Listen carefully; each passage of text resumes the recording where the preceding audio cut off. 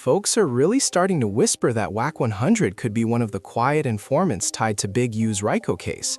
This is the very same federal sweep that allegedly dragged people linked to No Jumper into legal smoke. And now Big U is battling for his freedom, scrambling to uncover who these confidential informants actually are. Now hold up, because this is where it flips. After Poetic Flacco dropped that viral clip last night, the internet went into detective mode overnight. In the official paperwork, there's a mention of someone identified only as CHS2. And you already know what happened next. Online, people immediately said, wait, wasn't Wack labeled CS2 in another case before? The similarities in the names, the odd timing, it all felt a little too convenient, and social media took off running with it. So now the question on everybody's mind is small on paper, but massive in impact. Is CHS2 actually the same as that earlier CS2? And if that connection is real, does it circle back to Wack 100? Or are we watching the internet stitch together a conspiracy off matching letters and vibes? Either way, the chatter is at an all-time high right now. We're about to comb through the documents ourselves, separating verified facts from straight-up rumor. Go ahead and hit that like button, lock in with me, and let's step into these files, because this just escalated fast. I'm not even going to sugarcoat it. That's a tough position to be in, if the court already has its eye on you over possible witness tampering and is throwing around extortion claims. And let's slow that down for a second. Those are allegations for now, because this still has to unfold before a judge. But make no mistake, that kind of accusation is a serious weight to carry. His worst nightmare just became a reality. The one thing that Big U was praying didn't come to fruition, just came to fruition. His last hope to beat this murder conspiracy and RICO charge is over with and done. Big U is never seeing daylight again.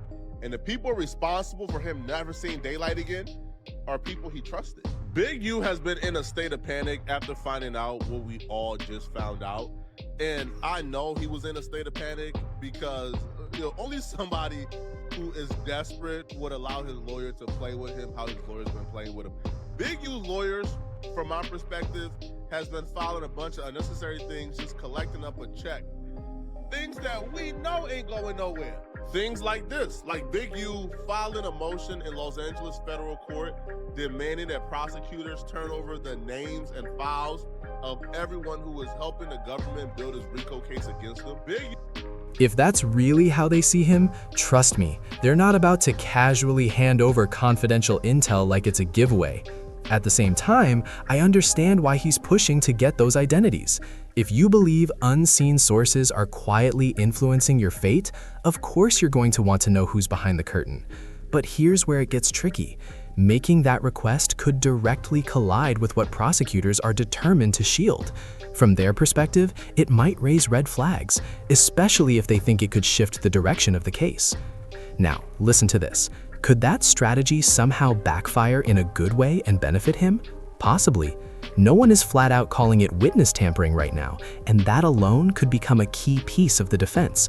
It really comes down to how sharp his legal team is and what narrative they decide to present in that courtroom. At the end of the day, let's be real. These kinds of decisions usually come straight from the attorneys strategizing behind closed doors. So let's stay locked in and watch how this unfolds. Allegedly, and yes, I'm stressing allegedly, these are simply the claims being circulated. The prosecution can paint whatever storyline they choose in front of a jury, and they're trained to make it hit hard. But just because it's delivered with authority doesn't automatically turn it into truth.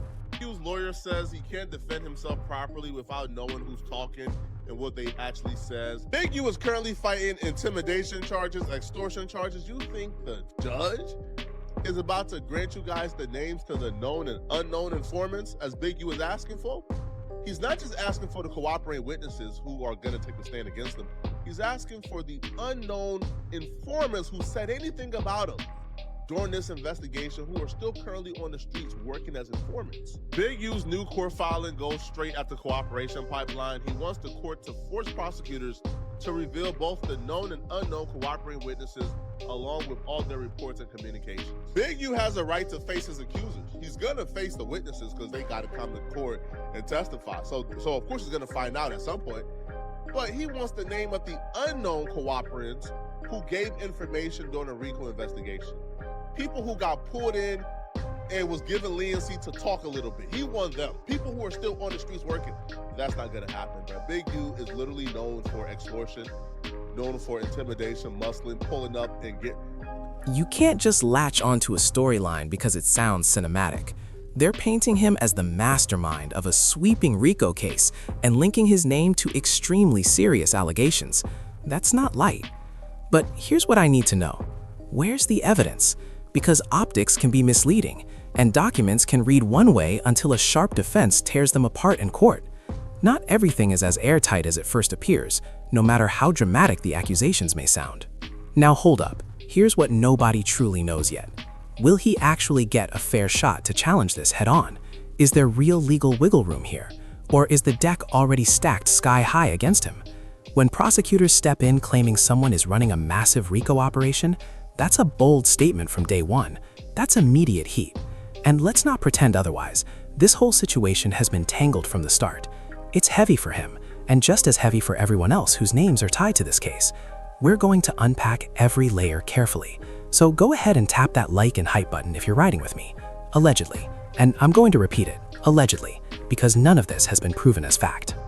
It's just another example of this lawyer racking up these lawyer fees, but giving him false hope. But the reason why Big U even filed that motion is because Big U found out around the same time we found out that people very close to him was working against him the entire time. When Big U became aware that his phones were wiretapped and the feds were listening to his conversation, he came up with a strategy where him and his homies could still communicate.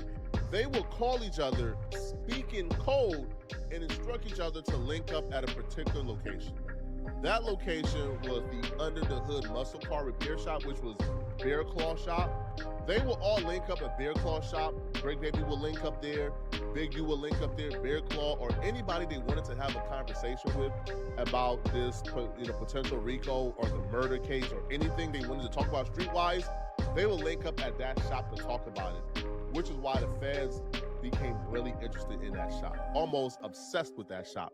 They set up pole cameras near the shop, and they began to work with people around Big U to get them to turn so they could have access to the shop and the conversations that took place in that shop. The feds became aggressive with Big U after Big U allegedly murdered Rayshawn Williams. After Big U committed the murder in Vegas, that's when You can't just grab a headline and act like it's already a guilty verdict. These are allegations the federal prosecutors are laying out. And just because something appears inside a charging document doesn't magically turn it into truth. Every single claim still has to survive the courtroom. They're asserting that specific events took place, but where's the undeniable evidence? Even when you dig into the forensic side, reports reference multiple DNA profiles in the mix. That alone tells you this isn't some neat open and shut scenario with one name flashing in bold. So how do you pin everything on one individual without rock-solid proof? That's the real issue nobody wants to slow down and ask. Right now, they're framing Big U as the enforcer, the alleged boss, the one steering the wheel in this so-called major RICO sweep. But calling someone the leader doesn't automatically validate every allegation attached to the case. That still requires receipts. So when the internet instantly screams he's guilty, that's moving way too recklessly. That's a prosecutorial storyline, not a jury decision. Let's not confuse accusations with confirmed facts. Feds became aggressive with Big U. So whenever Bear Claw and Big U wanted to speak about the murder case or details surrounding Rayshawn Williams' death or potential witnesses, they would meet up at Bear Claw's shop. Now, whatever system Bear Claw and Big U came up with to where they can identify who to trust and the specific people that are allowed to be present when they discuss this murder case, that system worked. Because the feds tried everything in their power to get somebody to be in that room when the conversation and the meetings happened with a wiretap on them, but they couldn't. They tried their hardest. What the Now listen, let's push this forward and really dig into the documents ourselves. Especially that CHS2 tag, that sounds awfully close to the old CS2 label people keep bringing up. Now, CHS2 has been working with the feds since about 2020. They try to get them to be one of the people who try to infiltrate the target location, Bear Claw shop, and be present for one of those meetings with the targeted communicators, and they said, hell nah. What? You trying to get me killed? So CHS2 has provided information on Big U and other associates of Big U. CHS2 was limited to providing information he/she received from an acquaintance of Henley.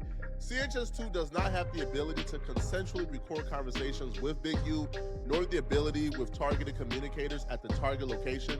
While CHS2 does have the ability to consensually record conversation with one of Big U's associates, CHS2 fears for his/her safety if he/she were to develop a closer relationship with him. CHS2 has been providing information to the FBI since October of 2020. And this is where it really starts to get spicy. Since October 2020, did y'all catch that date? Now pause and think for a second. Who was in the middle of chaos around that time? That was the exact window when Wack 100 was going at Big U publicly and heavily on the internet. That's when the tension stopped simmering and started boiling. And don't forget, all of this followed that controversial sit-down Wack did with 6ix9ine. There was a time when Wack and Big U were actually on good terms. They even had family connections through marriage at one point. So when Wack linked up with 6ix9ine, especially considering 6ix9ine's legal track record, a lot of people side-eyed that move. The vibe shifted immediately. After that, Big U went public, calling Wack out and allegedly stamped him with the rat label. And in street culture, that's not a small accusation. Once that word sticks to your name, it's hard to shake. Some folks believe that's the exact moment everything turned from business to personal. There's also chatter that Big U made it known Wack wasn't welcome in certain parts of LA anymore. Not just one block either, wider circles than that. You don't really see Wack posted in those areas the way you used to. Talking spicy online or on podcasts is one thing, but being physically outside in certain cities hits different. So when you line up that 2020 fallout, the public clashes, the interviews, and the accusations, people start connecting dots real quick. That's why this October 2020 timestamp has everyone looking twice.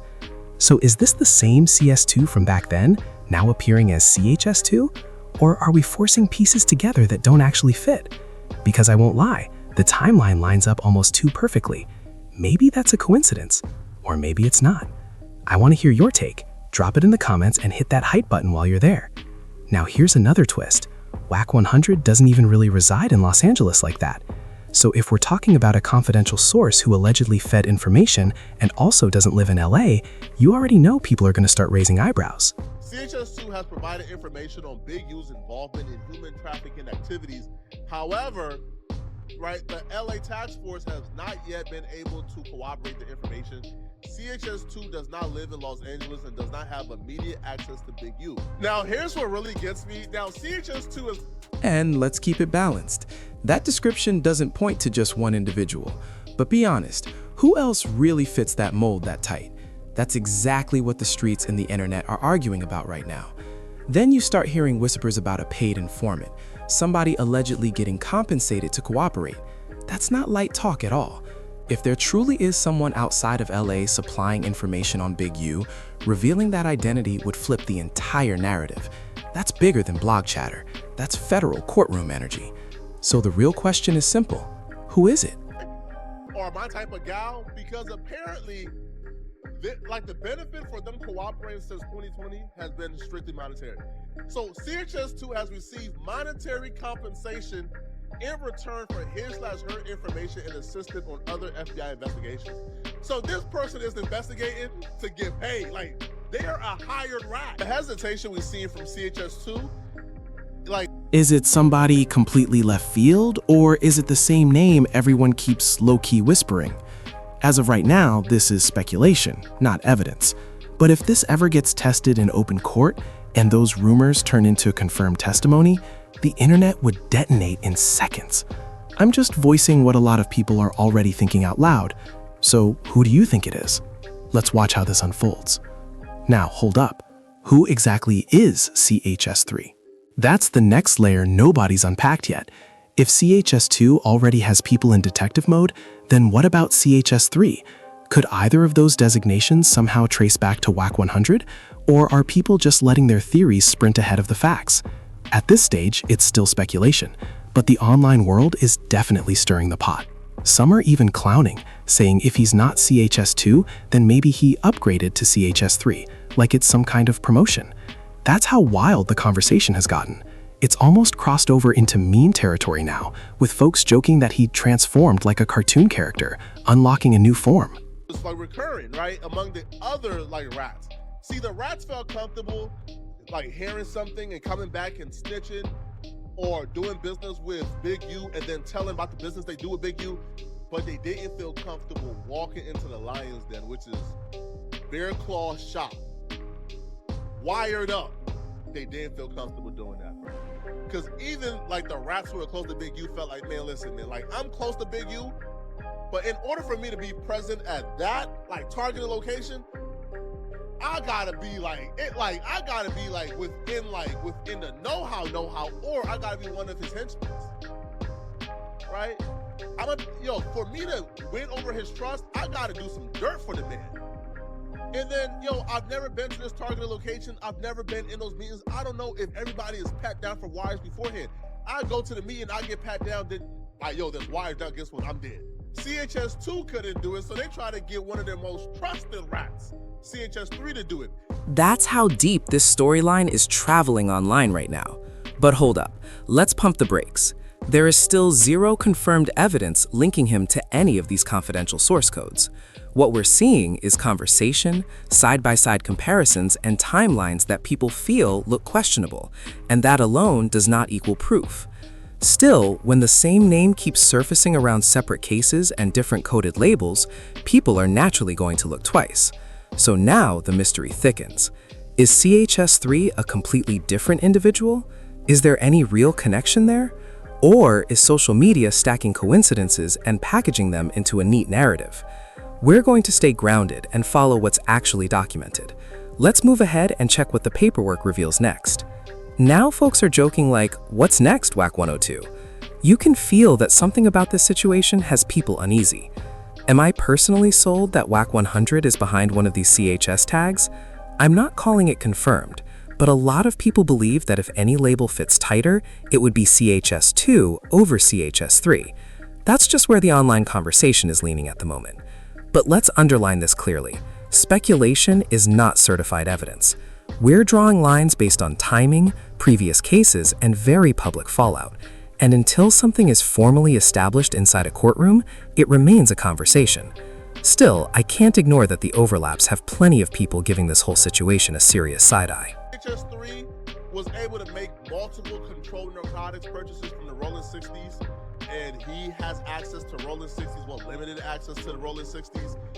But they thought about it, man, and they say, this dude, CHS3, has been ratting so well since 2019. He's been doing such an up-and-standing job that multiple gang members are starting to get suspicious because whenever he come around, somebody get arrested.